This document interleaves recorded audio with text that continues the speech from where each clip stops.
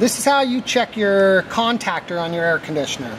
Your power's on, your meter's set on volts, AC, terminal 1 to terminal 2. If you have 240 volts coming in, then you know that there's power coming to the contactor.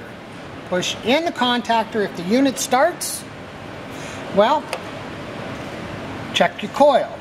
If you've got 24 volts, well, then you have a bad contactor. Change your contactor.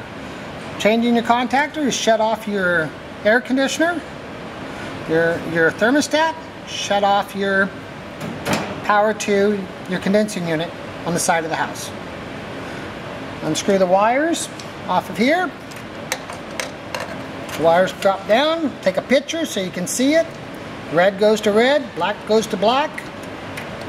You know right where they go if you take a picture. And that's how you change a contactor. If this helped you, give us a thumbs up. If you need any other information, call us or text us. We'll answer any questions you have.